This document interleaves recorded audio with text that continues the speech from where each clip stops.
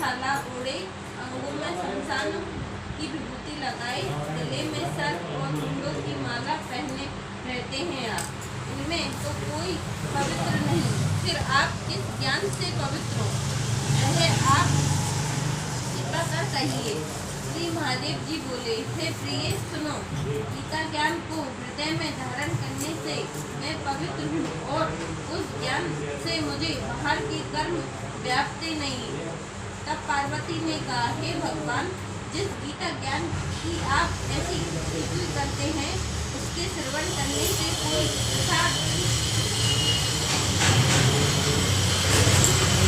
हुआ है। तब महादेव ने कहा, इस ज्ञान को सुनकर बहुत ही प्रसन्न है और आगे भी होंगी। मैं तुमको एक पुरातन कथा सुनाता हूँ, तुम श्रवण करो। एक समय पाताल लोक में शेषनाग की शैया पर श्री नारायण जी नैन मूंदकर अपने आनंद में मग्न थे। उस समय भगवान के चरण दबाती हुई श्री लक्ष्मी जी ने कहा, हे प्रभु, निद्रा और आलस्य उन पुरुषों को व्याप्त करता है जो जीव सीमांसी है। फिर आप तो तीनों गुणों से अतीत हो, आप तो नेत्र मूंद रहे हो। यह मुझको बड़ा आश्चर्य है। श्री नारायण जी बोले, हे लक्ष्मी, मुझको निद्रा आलस्य नहीं व्यापता। एक सत्य रूप जो भगवद गीता है, उसमें जो ज्ञान है, उसके आनंद में मग्न रहता हूँ। जैसे 24 अवतार मेरे आकार रूप है, वैसे यह गीता शब्द रूप अवतार है। इस गीता में यह अंग है। 5 अध्याय मेरा मुख है, 5 अध्याय मेरी भुजा है, 11 अध्याय मेरा हृदय है और मन है, 16वां अध्याय मेरा उदर है, 17वां अध्याय मेरी जंगा है, 18वां अध्याय मेरे चरण है।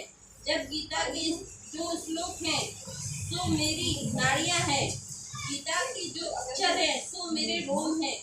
ऐसा जो मेरा शब्द रूपी ज्ञान है, जिसके अर्थ में हृदय में विचारता हूँ और बहुत आनंद को प्राप्त होता हूँ। श्री नारायण जी ने कहा, हे लक्ष्मी माता, गीता ज्ञान को सुनकर बहुत जीव कृतार्थ हुए हैं। तू सुन। शूद्र वर्ण एक प्राणी था जो चंडालों के कर्म करता था और तेल लवण का व्यापार करता था। उसने बकरी पाली। एक दिन वह चराने को वन में गया और वृक्षों के पत्ते तोड़ने लगा। वहाँ सर्प ने उसे डस लिया, जिससे तत्काल उसके प्राण निकल गए। मरकर उसने बहुत नरक भोगी। फिर बैल का जन्म पाया। उस बैल को भिक्षुक ने गोद ले लिया। वह भिक्षुक उस पर चढ़कर सारा दिन मांगता फिरे। जो कुछ भिक्षा मांगकर लावे वह कुटुंब के साथ मिलकर खावे। वह बैल सारी रात द्वार पर बंधे रहे, उसके खाने पीने की भी खबर न लेवे।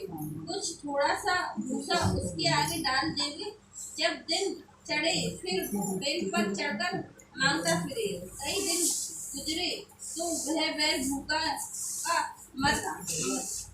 मरा गिर पड़ा, पर उसके प्राण नहीं छूटे। नगर के लोग देखा करे, कोई तीरथ का फल दे दे, कोई व्रत का फल दे दे, पर उस बैल के प्राण नहीं छूटे। एक दिन गड़िका आई। उसने मनुष्य से पूछा, यह भीड़ कैसी है? तो उन्होंने कहा, इसके प्राण जाते नहीं, अनेक पुण्य का फल दे रहे हैं।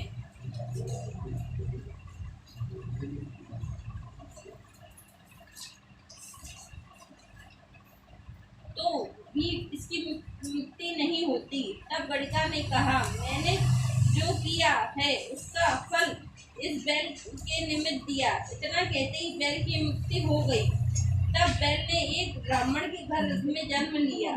पिता ने इसका नाम सुशर्मा रखा। जब बड़ा हुआ तो पिता ने इसको पढ़ाया। तब उसको पिछले जन्म की सुध रही थी। उसने एक दिन मन में विचार किया, जिस गड़िका ने मुझे बैल की योनि से छुड़ाया था उसका दर्शन करूं। विप्र चलता चलता गड़िका के घर गया और कहा, तू मुझे पहचानती है?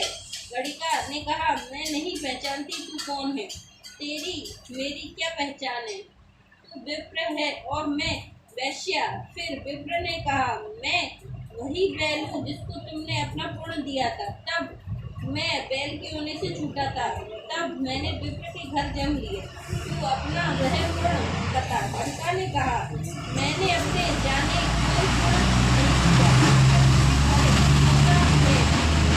है कुछ पढ़ता है, मैं उसकी बात को सुनती हूँ। उस पूर्ण का फल मैंने तेरे निमित्त दिया था। तब विप्र ने तोते से पूछा कि तू सवेरे क्या पढ़ता है? तोते ने कहा, मैं पिछले जन्म में विप्र का पुत्र था। पिता ने मुझे गीता के पहले अध्याय का पाठ सिखाया था। एक दिन मैंने गुरुजी से कहा, तुझको तुमने क्या पढ़ाया? तब गुरुजी ने पूछा, गुरुजी ने मुझे शाप दिया कि तू सुआ हो जा। तब मैं सुआ हुआ। एक दिन फंदक मुझे पकड़ ले गया। एक विप्र ने मुझे मोल ले लिया। वह विप्र भी अपने पुत्र को गीता का पाठ सिखाता था। तब मैंने भी वह पाठ सीख लिया। एक दिन विप्र के घर चोर घुस पड़े। उनको धन प्राप्त न हुआ तो पिंजरा उठा लाए। उन चोरों की यह गणिका मित्र थी। मुझे इसके पास ले आए तो मैं नित्य गीता जी का के पहले अध्याय का पाठ करता हूँ। वही ये गणिका सुनती है, पर इस गणिका को समझ नहीं आता जो मैं पढ़ता हूँ। वही पूर्ण तेरे निमित्त दिया था। तो हे लक्ष्मी, गणिका ने भले ही आम किए नित्य प्रति स्नान करे। नारायण ने कहा, जो कोई अनजान कर भी गीता का पाठ करे या श्रवण करे, उसको भी मुक्ति मिलेगी। बोलो कृष्ण भगवान की जय। गीता का दूसरा अध्याय। संजय ने कहा, हे धृतराष्ट्र, जब श्री कृष्ण व्याकुलचित अर्जुन से बोले, हे कृष्ण, अनर्थ के सेवन करने योग्य अक्षय कारक मोह जिस समय तुम्हारे मन में कहाँ से आया? तुम कायर मत बनो, धोखा नहीं देता। तुम हृदय की दुर्बलता को त्याग कर युद्ध के निमित्त खड़े हो जाओ। अर्जुन ने कहा, हे मधुसूदन, मैं रण में पूज्य भीष्म और द्रोणाचार्य के ऊपर बाण प्रहार कर कैसे युद्ध करूंगा? गुरुजनों को मारकर उनके रक्त से सने भोगों को कैसे भोगूंगा? हम नहीं जानते कि संग्राम में हम दोनों में से कौन जीतेगा। यदि हम जान भी लें तो भी जिनको मार करके हम जीवित रहना चाहते हैं, वही धृतराष्ट्र के पुत्र हमारे सामने प्रस्तुत है। मैं आपसे पूछता हूँ, जिससे निश्चय करके मेरा भला हो, वह मुझे समझाकर कहिए, क्योंकि मैं आपका शिष्य हूँ। मुझे शिक्षा दीजिए। मुझे पृथ्वी का निकटतम राज्य मिल जाए और देवताओं का भी आधिपत्य मिल जाए तो भी ऐसा कोई उपाय नहीं दिखता कि जो मेरी इंद्रियों के शोक को दूर करे। हे गोविंद, मैं युद्ध नहीं करूँगा। यह कहकर अर्जुन चुप हो गया।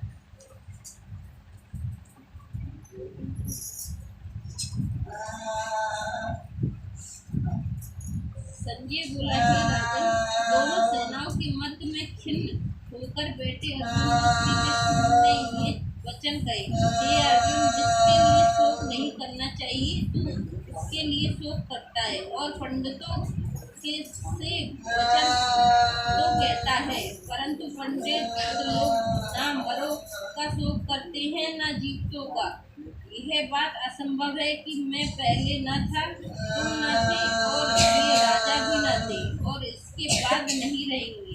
जैसे देहधारियों की इस देह की लकड़पन जवानी बुढ़ापा ये अवस्था होती है, जैसे ही मृत्यु की दूसरी अवस्था देह की भी होती है।